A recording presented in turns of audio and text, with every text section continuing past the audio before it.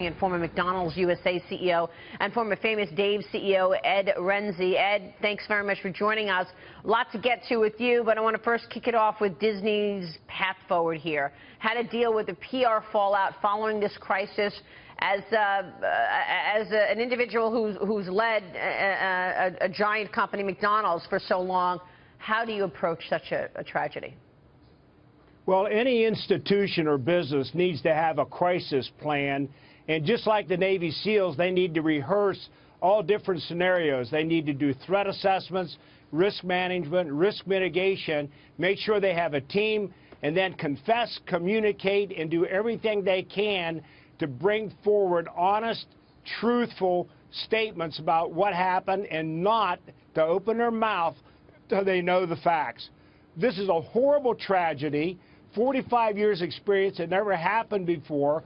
But when you have lagoons in Florida, you better think that there's alligators in there, and you better prepare that there could be this kind of tragedy. Now, I know a lot of the folks at Disney. They're great management people, and they will do the best they can to take care of that family. That family need not worry about Disney's behavior going forward. Do you think they've handled it well so far? I mean, obviously, Bob Iger is just devastated as well. He called the family. Lise Wheel, legal expert, was on with us earlier saying, look, you have to believe there's going to be lawyer after lawyer calling the family and pushing them to sue. Well, of course, you know, all the ambulance chasers are going to come out of the woodwork. But time will soften that down. It's time to grieve. Let's allow that family to come to the fact that they've lost a 2-year-old child. My God, I've got grandchildren. What a horrific thing. Let's give them a chance to breathe. Let's not do a post-mortem on all the legal issues. Let's worry about the future of families that are going to go to Florida and enjoy a great vacation. This is a once-in-a-lifetime problem. They'll overcome it. It'll be okay. We got bigger problems in this country right now that we need to worry about. This thing at the Pulse, that horror there, we better get our act together in this country about how we're going to live our lives and how we're going to behave. And we're not doing very well right now. Right. Dagan. What we were talking about, Ed, about corporate communications in a crisis situation. Let's talk about how the leadership of the country is communicating with the American people after those 49 people were murdered by that terrorist down in Orlando. What do you make of it? Well, I don't think they're doing a very good job at all, because it's deflect, it's distract, it's get off the issues that don't make any difference.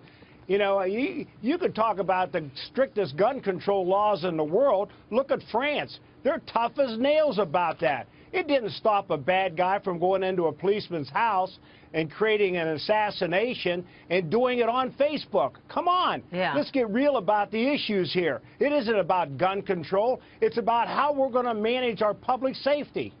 Right. Well, you were promoted to president and COO of McDonald's USA the same year as a mass shooting at a California McDonald's.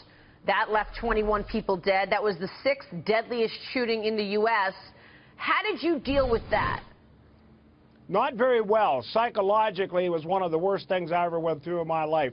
To go to the funerals in Southern California and see that casket of that 8-month-old go down the aisle of that church was the most devastating thing that I've ever experienced in my life. But you had to prepare.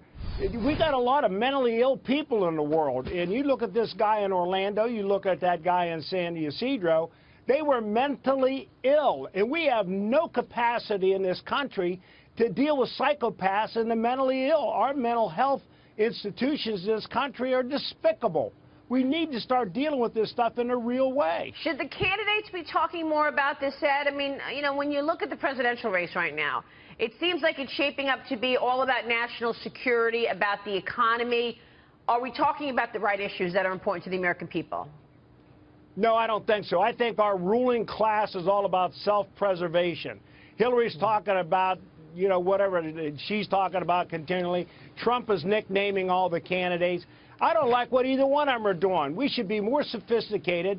We should be more gentlemanlike and ladylike and try to deal with the substantive issues at the base and the core, not all this superficial nonsense. You know, Hillary did what Hillary did. But this country's in trouble. we've got to get serious about these issues. Ed, you know better than anybody else that our economy is also in trouble. I mean, Janet Yellen deciding not to raise rates. Businesses are not investing. What is the single biggest thing that they should be talking about on the trail right now that they are not as it pertains to our economy? The obstacles that are in front of big and small businesses that prohibit them from growing and developing profitability. Look at the second quarter corporate earnings. I'm telling you, we are starting to see a drop in corporate earnings like we've never seen before. You're starting to see back-of-the-house layoffs at Walmart and places like that. This economy's in trouble. We need to talk about, in my opinion, we need to reduce dramatically the taxes on corporation with a corresponding incentive to reinvest in technology, reinvest in the basic markets, and start giving some freedom from regulation so you can operate businesses without being under a microscope all the time. But we're not, we Ed. spend more Instead, we're talking about the minimum wage, and we're talking about a movement that perhaps is going to sweep the entire country. What would be the result of $15 minimum wage from a guy who has seen it and done it?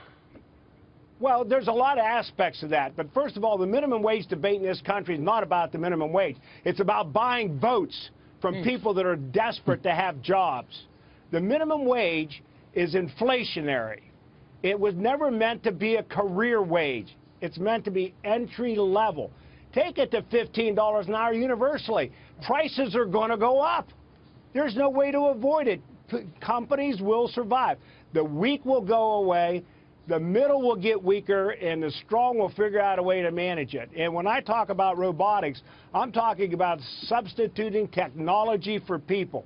And make no mistake, it's already happening. I don't care whether it's automatic grill cooking equipment in restaurants, 5-minute turbo chef ovens, even in my own small restaurants, Tom and Eddie's, we're looking to change our entire service system to eliminate people from our restaurants. That's not good. We want to employ people. We want to have enthusiastic, engaged employees that look for a career. Right. And we're doing everything we can to stop it. Here's James Freeman from the Journal. Ed, we heard earlier on this program about Walmart cutting employees. You remember last year, to big applause from unions and the media, they said they were going to raise wages.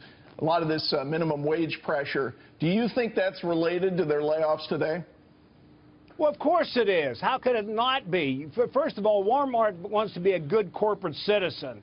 So they're going to embrace their employees. They need their employees. They need the goodwill of their employees. But let me tell you what, if their wages are going up and their profits are going down, you can only control occupancy costs, cost of goods, and labor. Those are the three biggest components of a restaurant. So you can't cut occupancy costs because you're stuck with rent contracts. You can't do anything about the product cost. It is what it is because it's commodity. The only thing you can do anything about is labor. You got to get rid of people. You got to make it more efficient. You substitute machines for people. It's just the real world. And every time wages goes up, the same thing happens.